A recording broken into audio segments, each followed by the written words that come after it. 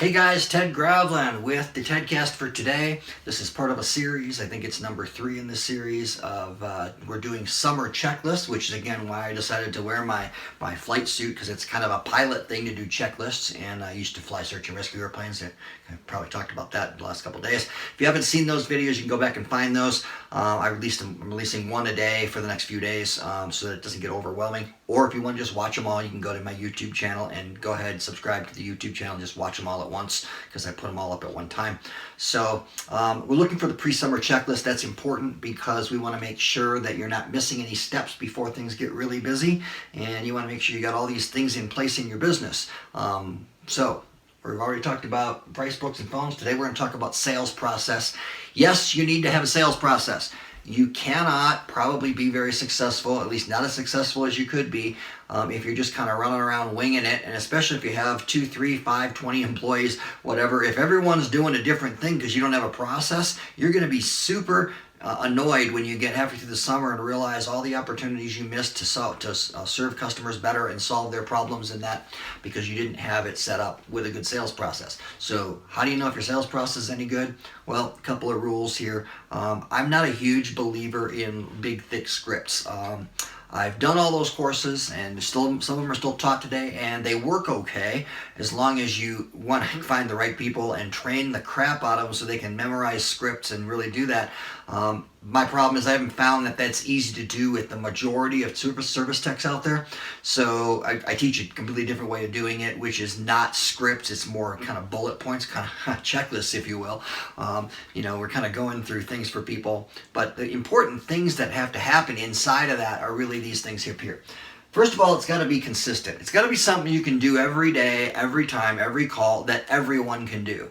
It doesn't do any good if the only people who can pull it off are like super talented guys who are super talkative, or super people who are super organized with how to do scripts, or they have a great memory. Or it doesn't do any good if that's all you've got. You got to have something that can be consistent, and you have to be able to consistently do it and make that a priority to consistently do it.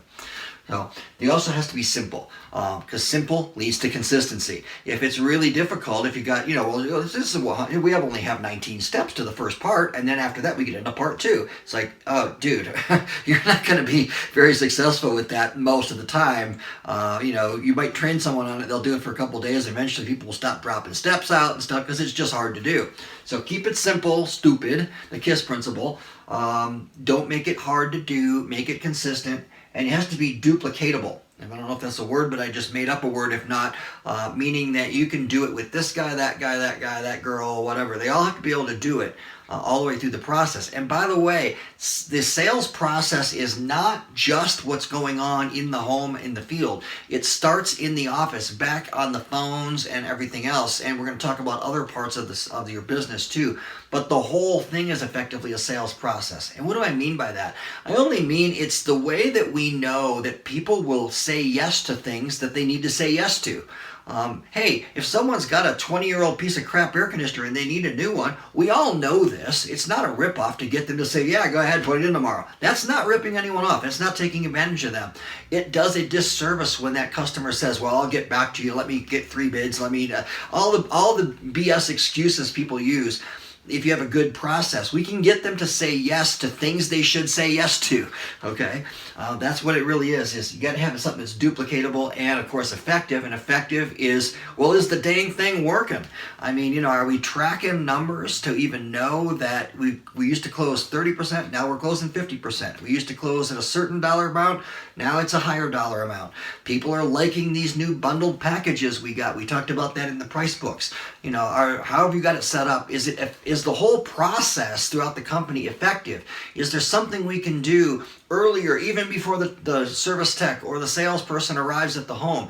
Is there something we can be doing on the phone, a question we can be asking, or something we can be telling people about before we get there to set it up? Is there something we can do? We're going to talk about follow-up tomorrow. Is there something we can do to make the whole process more effective? If you don't have that process lined out, it's going to be a problem for you. So, again, Make sure you've got something that's consistent, simple, duplicatable, and effective. If you don't, then we need to talk. Go ahead, contact me anytime you want. We can talk about what the options are to get that going for you as quick as possible. By the way, all this stuff we're talking about, you can figure out by yourself. It's just easier with someone like myself or whatever that you can get out there that can help you say, hey, we've already invented all this stuff. Why don't we just show you how to do it in your company faster so you can just move on with life and go do what you're actually good at, which is fixing air conditioners and stuff. So if you want to do that, let me know. And if you want to watch the YouTube videos, go ahead to the channel and subscribe and like and stuff. And we'll talk soon.